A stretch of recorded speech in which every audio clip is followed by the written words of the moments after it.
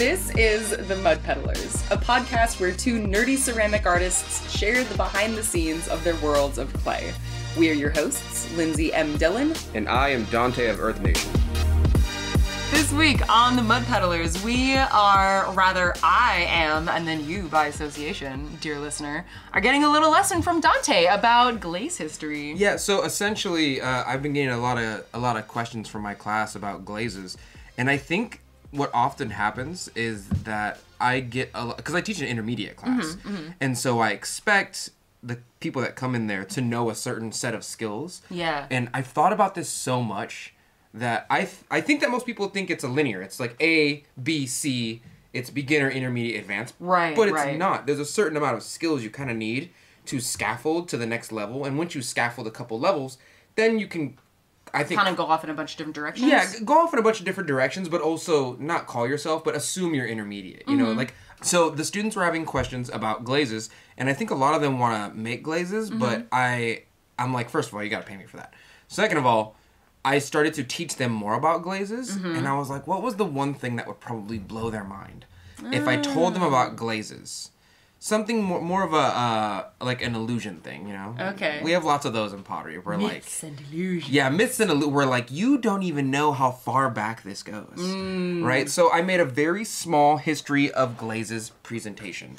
And Exciting. I tried to hit all the popular ones. Okay. So for those of you who've never taken my class, because you don't live in my area probably, I get in the class, I set up a projector or PowerPoint, and then I go, okay, here's 11 slides, and I'm going to go through these slides, and we're going to talk about things. So the first slide that I just taught in my last class was a small history of popular glazes, starting with Shino. Oh, all right, let's get into it. Okay, let's start off with some little fun facts. Shino glazes were originally developed in Japan in the 16th century during the Momoyama period. Okay. What years of the Momoyama period? The 16th century. Cool, okay. Traditionally made with 70 to 80% alumina and very high sodium feldspar. So this is something that I don't know in this slide, but I know from taking classes that Shino glazes usually have a very high amount of sodium in them, and sodium is water soluble, as for most ingredients in glazes are non-water soluble. Right. As they should be. Okay. Oh yeah, so we've talked about this before with lithium. Yes. With lithium being water soluble, so it's not as efficient in glaze making. Yes. Okay. But what happens is if you put too much sodium in a glaze, or like a glaze suspension, because it's really just minerals suspended in water is what a glaze is,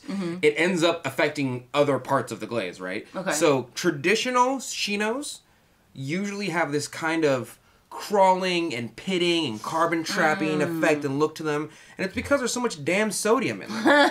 Okay? Okay. They were usually wood-fired in a stoneware. They were usually stoneware, and they were usually fired in a wood kiln, right? A wood-fired kiln. Okay. The crazy thing... Wait, sorry, quick question. Yeah. So stoneware... It's like our stoneware. Yeah, like, okay, so not necessarily porcelain. Usually not porcelain. Usually not porcelain. Okay, Usually not. okay. Just because I ask, because sometimes people... I say traditionally, though. Yes. Okay. I ask because, like, sometimes I feel like I've heard people talk about porcelain as a type of stoneware, and so I just wasn't entirely sure for the purposes of this conversation if it included stoneware in this. But okay, so it was stoneware in the sense that it was not porcelain. There is a bit of a nomenclature there where, like, some people will say porcelaneous clay, yeah, and you assume it's porcelain, but really, like, B-mix is a porcelain-like clay, but that's just to say it feels like porcelain, but B-mix is not porcelain. Right, it's porcelain adjacent. It's a porcelain, yeah, it's as close as you can get, essentially, unless there's another clay that, you know, many of you know without me knowing about it. Porcelain is kind of like throwing B-mix and no grog, and vice versa. They're very close, right? So, going on with the Shinos, usually visuals of muted white breaking orange, blisters, crawling, and carbon trapping. I have another question. Yeah, what's up? I'm sorry, I got lots of questions. Yeah, no. So, what exactly is carbon trapping? Like, I have a sense of what it means, but for myself and for our listeners, what is carbon trapping? I cannot explain the science behind it, but to my knowledge, it just means that there's so many contaminants in the glaze and the clay that often carbon is produced and it gets trapped somewhere in the clay or glaze body. Okay, so does that mean that... I'm sure I'm wrong, though. I'm sure someone's going to be like, actually. But to my knowledge, it's just that carbon is produced from either the clay or glaze, and that creates defective wear, essentially, in the form of blisters, crawling, and a bunch of other crap. Okay. Right? Some people look for it specifically. Yes. Some people over-sodium their glazes to make carbon trapping on purpose. Okay. Because they like the aesthetic. But usually it has like this very white breaking orange or orange breaking white, traditionally fired at cone 10 reduction. Okay. And I think the first notes of it from the Momoyama period were in a wood fire kiln. I think were like the first time they found it, or the most carbon dated one. Okay. Right. Here's the crazy thing. The way they being the like archaeologists who found this material. They being the Japanese, essentially, the Japanese in the Momoyama period. Okay. Right. So the crazy thing, and also it leaked into the Edo period, but that's a whole other thing, right? So 16th and 17th century kind of blended together. It's very difficult to get white breaking orange without some type of iron in your clay that you mix in with the glaze. So you can't really get the color orange without some form of like iron. Okay. Realistically. So some of the minerals they dug in that time have bits of iron in it, but they didn't know about it. So they're mixing it together, right? And they were like, it turns orange sometimes. Oh. That's crazy. But there's a tiny bit of iron in what I assume is their kaolin. Okay. So that would be, so the iron was coming from the clay and not necessarily other parts of the glaze? Yeah. From what I researched, I don't see that they were like, I added red iron oxide in my glaze. They just dug up minerals that had a bit of iron in it. Yes. And then they kind of figured it out from there. And that's like a very small history of Shinos, right? And then we went over to the celadons, which are some of my favorites. Right? Are we doing the history of all of them first and then the modern examples? Yes, we're going to do the three histories and then we're going to do the modern examples. Cool. And please feel free to correct me on like Twitter or Facebook or Instagram, but make it part of don't message me. Don't message me directly. Just make it part of a post and tag me, and tag me with a picture and sources, because I love that stuff. I love when I get corrected, because then I get a wider expanse of my knowledge. But if you just reform what I said as a correction, I'm just going to ignore you. That car's not blue, it's actually lapis. I said that. Yeah. You nerd, it's the same color. So let's go over celadons. Celadons originated in China, though the term is purely European. So when this was developed, the Chinese did not call them celadon. I cannot say what they called them. But celadon is a European nomenclature for this type, right? Interesting. Created in notable kilns such as, and I'm going to butcher this, and I'm so sorry. Oh, I'm so excited. Wait, I want to see what the words are. Longquan kiln in Jingdezhen province in the Shang and Zhao dynasties, right? 1600 BC to 1046 BC. And remember, they carbon dated these, right? BCE, before Common Era. Yes, thank you. Not the other one you're thinking. No, I'm sorry. Yeah. Right, so here's the crazy thing about this, is that this kiln is notable to this province of China. So a long time ago, they had huge, well, they still have them, but they're huge kilns, and that was the kiln of the area for that master, for that person who produced that work from that kiln. And everybody kind of shared it, but that kiln had like a spirit, and it had its own thing. It would kind of be like if your kiln, like this work was produced in Lindsey's kiln. And you've named your kiln, as many of us do. And what's your kiln's name? Gotoku Neko. Okay, so... All right. Yeah. It means it's a type of supernatural cat from Japanese folklore. I get it. It's the magical cat that lights your hearth fire. Yes. So it has to do with fire. It has to do with fire, and it's I totally get cats. it. Nerd. And my main kiln god is a cat. No, I totally get it. Its name is Koshe. Right, but a lot of these kilns were either named after the providence, or the providence, or they were given names, and then they would be the kiln of that providence, right, owned by a certain person. I'm sure Longquan is either the town that it was in, right? Or Jingdezhen is the town, and Longquan is like the name of the kiln they gave it, or the area of the kiln. Okay. I'm not really sure which one realistically. I know what Jingdezhen, China is. It still exists. It's the porcelain capital of the world. Yeah. Celadon production later spread to other parts of East Asia, such as Japan and Korea. So they use it very heavily. Right? So it can be found in China, Japan, and Korea, but it is noted that it was first found in China. Okay. The style stopped being produced as much, though, after the popular blue and white hand-painted work came into play. So we all know that, like... Yeah, we all know that, like, blue, like porcelain, blue and white... Well, it doesn't have to be porcelain. We tend to think of it as porcelain. We tend to think of it as porcelain, the blue and white, and that's when they figured out, like, oh, blue looks really good on white. Yeah. White clay bodies, right? And then I have a picture of that blue and white work on the side, and it said, this killed Celadon, pretty much. Like, they just stopped liking Celadon as much. So interesting. But the thing that I want to note about Celadons is that they're usually you can usually see through them, right? They're very bright, very clear, usually this greenish, bluish kind of light tint to them, kind of like a sea green, but very, very light. Traditionally fired, again, at cone 10 reduction, often categorized by its translucent bluish-green hue representing jade. Oh, so that's cool. You're going to start to notice a trend of a lot of these more popular glazes being cone 10 reduction. And that's because all they had back then was cone 10 reduction. Mm-hmm. They were like, look, we know when the fire gets to a certain color, it's this temperature. Yeah. And we don't call it cone 10, but it's hot. Yeah. Okay, so it was the same thing with Shinos. So Shinos traditionally were cone 10 reduction. Traditionally. Okay. Yes, most of the older, I would say, Eastern glazes are cone 10 reduction. They really forwarded a lot of the glaze production that we see in today with our technology, right? Because, like, even the Greco-Romans and the Greeks had, like, low fire where their stuff was not, well, not all of it, but a lot of their stuff was not cone 10. When you look in a museum, like, oh, it's so nice. You can't eat off that. That's not developed for cone 10. That's somebody drew 2 pictures of 2 people in sgraffito work doing it on a brown jar. Yeah, they were roommates. And then they put it in a museum, and that's all that is. But it's I would be hard pressed to find some of the older work from like Greco-Roman times being fired as high as the Eastern pottery that we see today. That would be interesting to figure out, maybe for, I don't know, part 2 of glaze history is going over some of the other areas of the world with early glazing. Dude, I love Grecian pottery, like old Grecian pottery. It was trash.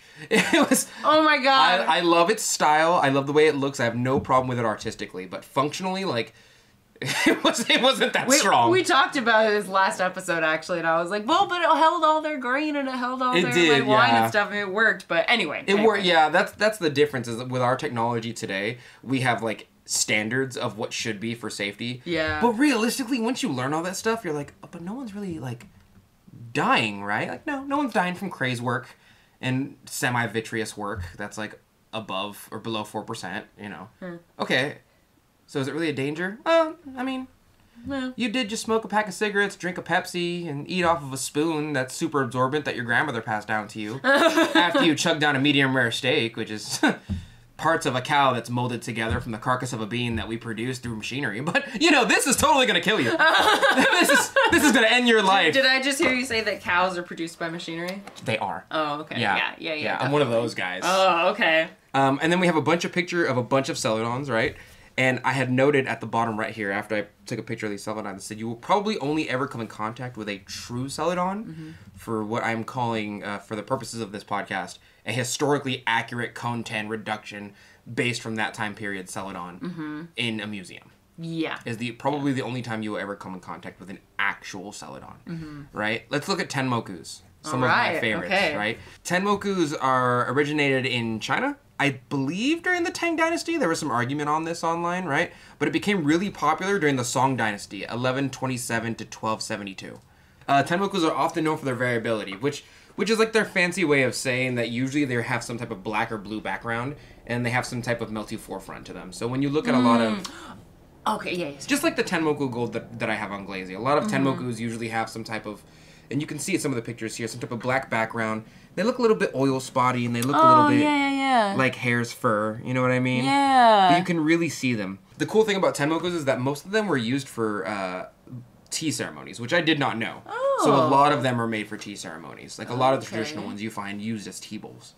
Raku. Everybody knows Raku. Everybody knows Raku, and Raku is one of my favorite ones because it has the deepest history with someone who's still alive attached to it, right? Oh, yeah. Yes, so Raku is fired you can do it at super low temperatures, usually at 06. Started by Tanaka Chujiro, right? He was the forebearer of the Raku family during the Momoyama period in the 16th century of Japan. Okay. The crazy thing is that it was so hard to find this dude online because so much Japanese anime has made like effigies of him. Oh. They've made like, oh yeah, this is our new anime character, Chujiro or Chojiro. And so they did it as like an homage to him, right? Yeah. But now I can't look up anything about the dude. Because it's all anime references. Because Bleach has like 2 of these dudes. Excellent, love it. Right?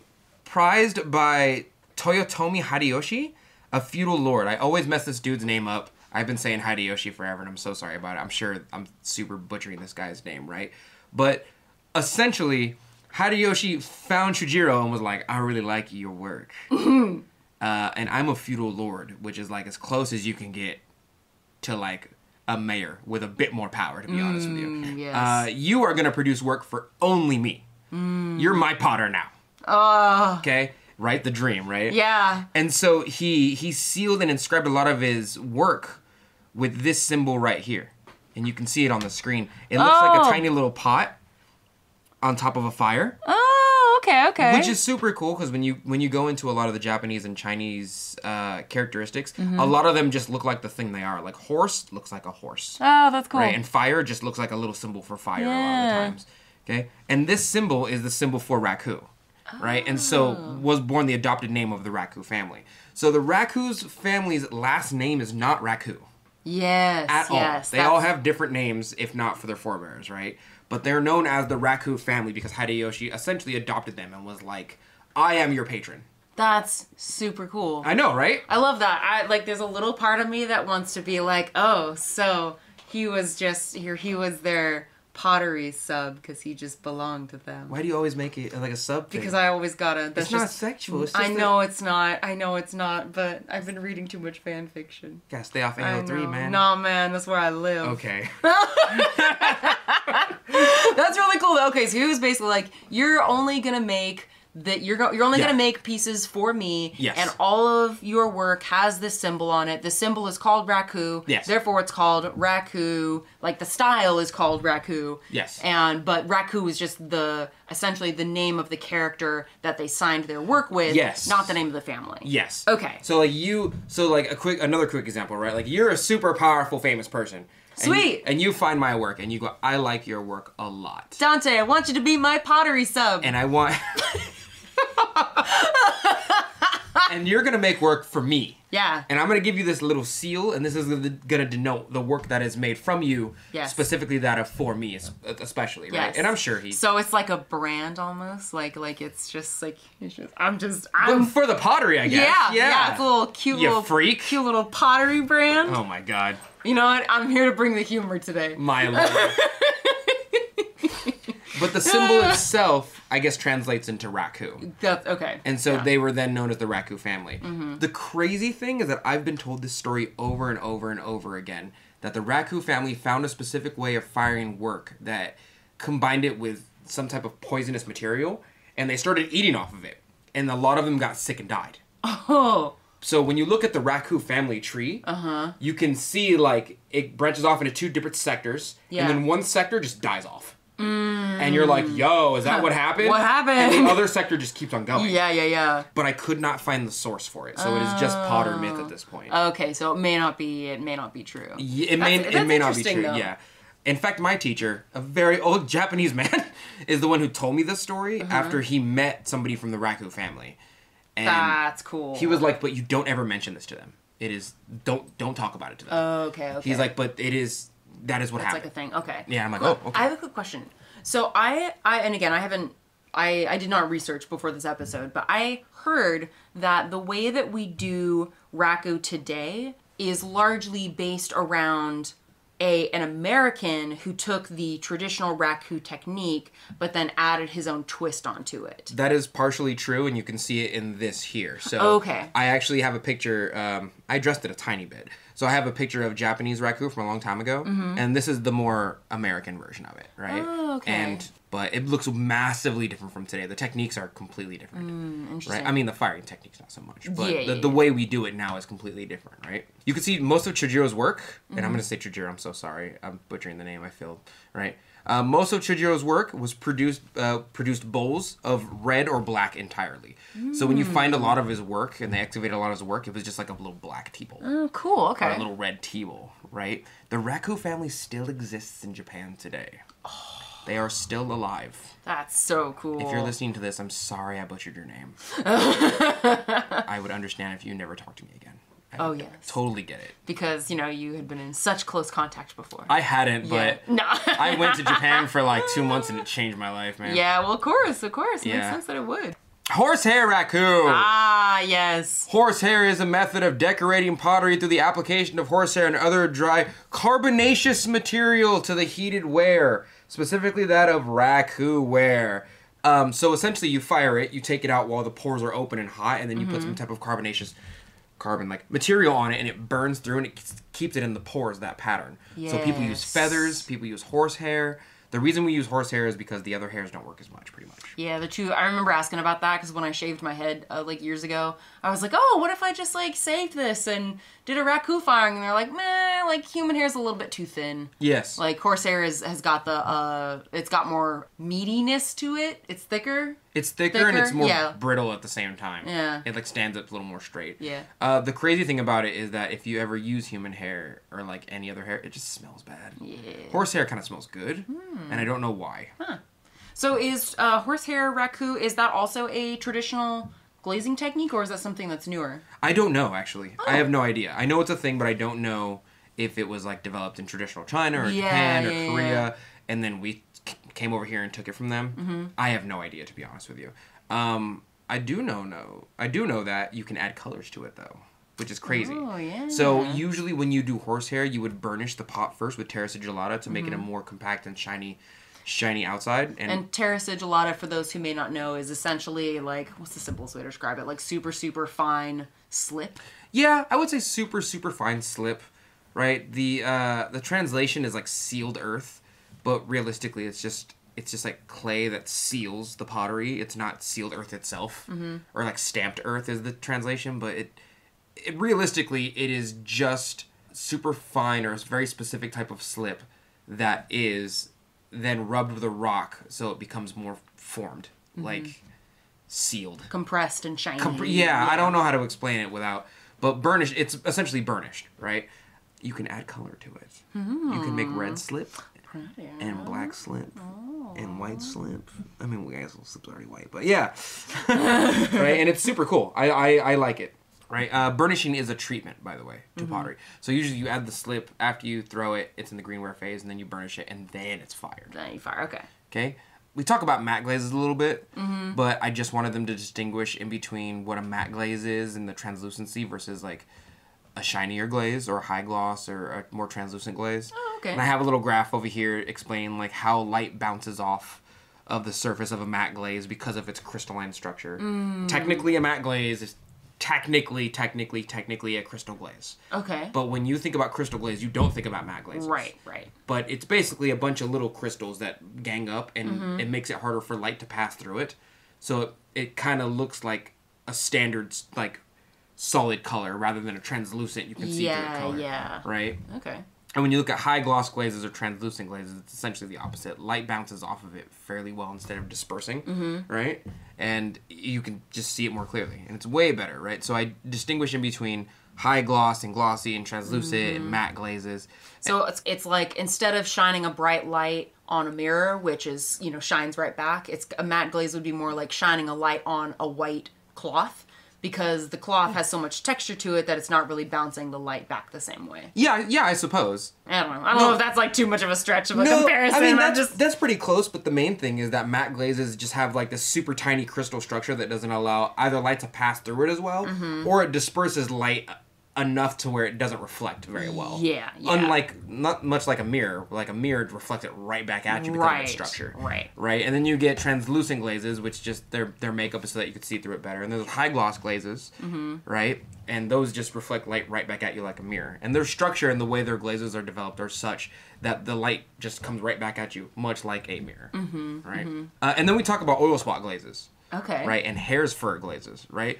Wait. Oil spot, are these also traditional glazes? No, these are just popular glazes right now. Oh, okay. Right, so oil spot glazes are very popular.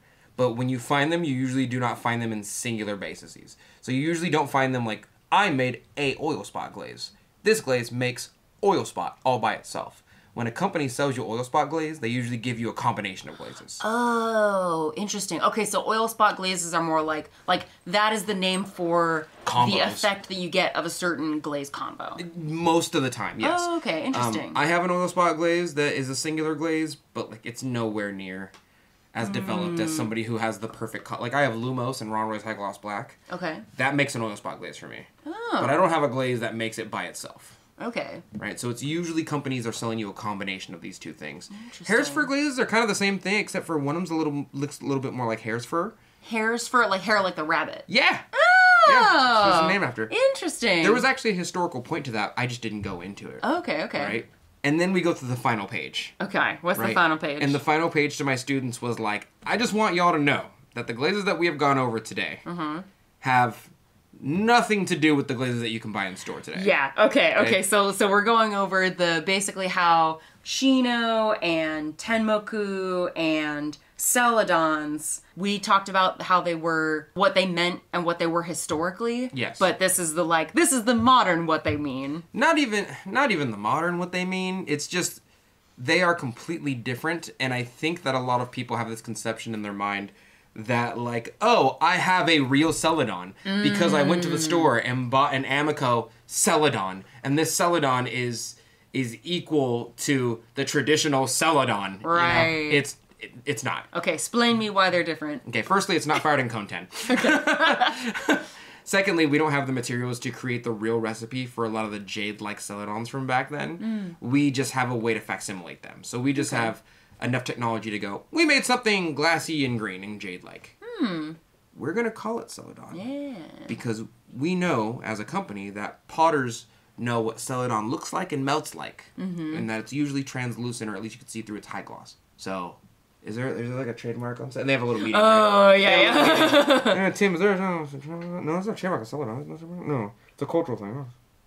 Yeah, put celadon on the bottle. Yeah. Bob, put celadon on the bottle. And he's like, all right. And then Bob makes a base glaze, right? That's celadon type beat. Okay. And then he adds colors to it. And so now there's a blue celadon. Ah. And there's a green celadon. There's a black celadon. There's a yellow celadon. But if you showed this to someone who's really into traditional celadons, like the history of them, they would be like, that's not celadon. Yeah. A company is calling it celadon because they want you to familiarize yourself with how it looks and how it melts, and like harkens back to the history of how celadons are really made. But that is not an accurate celadon. Yeah. That probably fires at cone 6. Celadon is cone 10. Yeah. Right? Like, and it is only cone 10. And then you're like, oh, I bought a Shino. And they're like, no, you bought something that copies Shino. Yeah. In stores. That is cone 10. It is not. It doesn't survive in wood fire.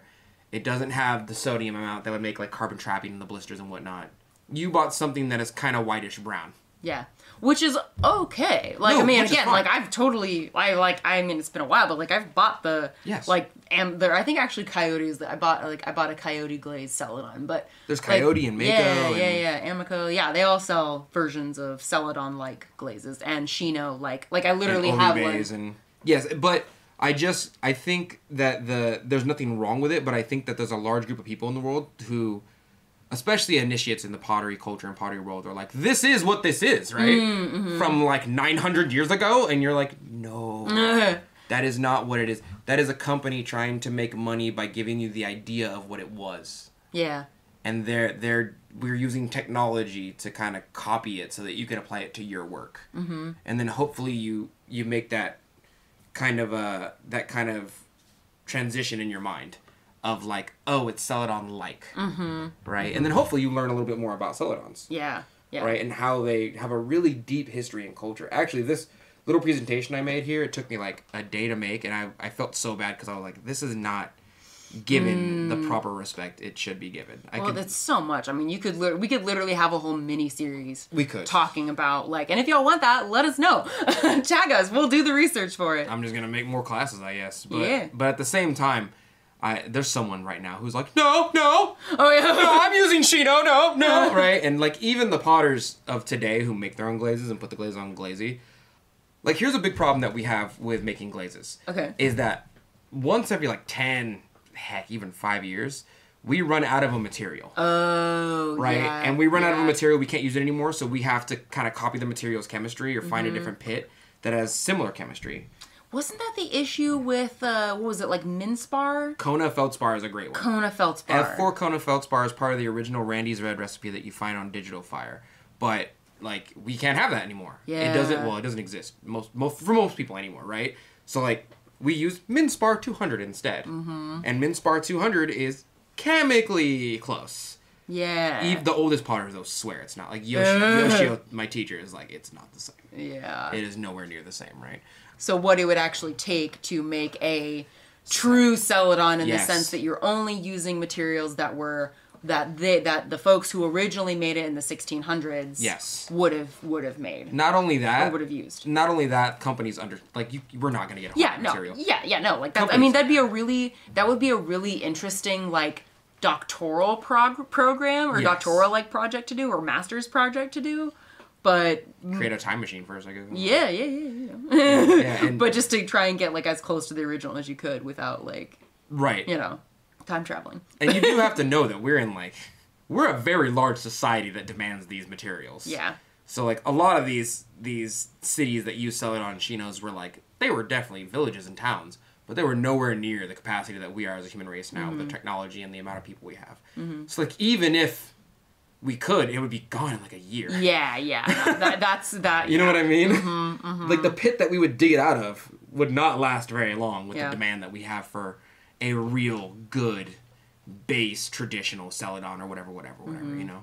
And I feel like that's another reason why, as your friendly reminder to, whether you are working with, or talking about clay, whether you're talking about glazes, whether you're talking about water, what we have on this planet is finite resources. So respect the materials that you have and try and be as environmentally friendly as you can. Because try and be as much of a self-sustaining potter as you can. Yeah. Recycle your clay. Yeah. And don't waste your materials.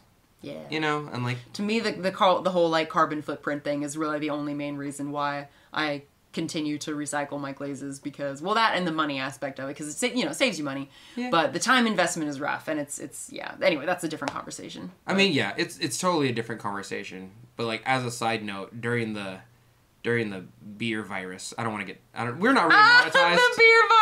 I call it. You'll get it. But like, I didn't go to the clay store for like 5 months, but I was pumping stuff out. Yeah. And I didn't run out because I know how to recycle my clay. Yes, I don't just throw my clay away. I had that happen too during the beer virus. There was a shortage of, or if I remember correctly, because God knows what a crazy time that was. But if I remember correctly, there was like a huge issue with people running out of clay. There wasn't B-mix, and I was fine because I had like 400, almost 500 pounds of recycled B-mix. Oh God, my arms were freaking buff. Yeah, with all that recycling I did. That's the even more wild thing, is that like you buy a 25-pound bag of clay and then you make stuff out of it, and if you're throwing away your clay, you're just like getting rid of the trim scrappings. You're probably really only buying 15, 18 pounds of clay. Yeah. And the rest of it you've trimmed, unless you're real good at throwing. The rest of it you've trimmed off. Yeah. Unless you either are real good at throwing or you don't trim. So like, you're just losing money. Granted, it doesn't really matter that much to your finances unless you're pugging for like a class of 20. But at the same time, I do it for the culture and the environment. And also I don't want to waste money going to the store and ordering more clay. And for how much I end up recycling, it actually saves me. I feel like it saves me a decent. I haven't broken down the numbers, but I feel like it saves me some money. It saves me time, and it gives me so much more. Like, I make black clay now. I can't do that if I don't recycle my clay. Yeah. Unless I want to wedge mason stain in forever. Like, I just make it into slip, drill it, call it a day, recycle it. Yeah. But yeah, I just, at the end of the day, I wanted someone to have their bubble bursted. Little killjoy. Are you telling me that the celadon that I'm buying that is black is not true historical celadon? Yeah, Steve, that's what I'm saying. So salty. I think I remember we talked about Oribe. Is that something that you talk about as well, or you have information about? Or? I didn't do an Oribe one. Okay, that'd be an interesting one because I don't really know much about the Oribe. I don't know much about it either. I know that it's like a matte or a semi-matte green, but like I'm sure it would be the same story where I go, okay, your yellow Oribe is not Oribe that they sold you from the company. Okay, Oribe comes from this town, probably in Japan or China, right? It's originated here. This is the person who was the forebearer of it, right? And they made it in this type of kiln in this province, probably at Cone 10, and it probably came from here. Yeah. Right? I think the last time I looked up Oribe, it was closely tied in with the fashion of Japan at the time. Oh. Where like a lot of them wore a lot of green. And the fashion industry evidently like took over the name Oribe, so they would call things like this dress as like la la la Oribe. But interesting. Do not quote me on that, because I looked at that 2 years ago. Okay, that's fair. It was like in a Ceramics Arts Daily magazine. Oh, I need to subscribe to them again. I don't. I'm tired of magazines, bro. That's fair. I can't go on a Ceramics Arts Daily website without them being like, want to buy 17 of our magazines? I'm like, no. And I click X, And then I move on to the next page. It's like, they're sure? You sure? Yeah. I really don't want to. They have good info. Can we give you cookies? Oh, I'll take some cookies. So we could track you? Oh, and not send your information real to other cookies. people? Oh. Make money off your dumb little eyes. Oh my god. All right, well, for the sake of my brain, because that was a lot of information. I'm telling you. Can we go over Shinos, Celadon, and Tenmoku? Can we go over the country of origin and what century they were made in? Okay, let me pull it back up, though. Okay. Because I just turned it off. Oh, no! Your fault, honestly. Oh, yeah, okay, clearly. Obviously. Definitely my fault. Your hand did that. Yeah. Okay, so we talk about Shinos. Shino.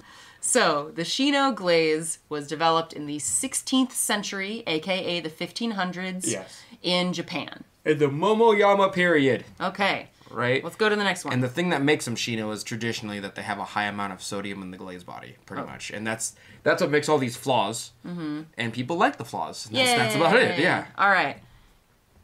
And then we go to celadons. Celadon from 1600 to the early 1000s BCE in China. Celadons. The cool thing about celadons is that they could track it back to a specific kiln. It's super cool that they were like, oh, we know enough to know where it came from. Yeah. Like, the kiln that it came from. That is super cool. They're like, it's a very popular kiln in that province. Yeah. Like, we know exactly where it came from, right? Yeah. The cooler thing about it is that it leaked into other parts of Japan and Korea. So it was super popular for a super long time. Mm-hmm. And then once they got the blue and white porcelain, they were like, celadons kind of suck. Yeah.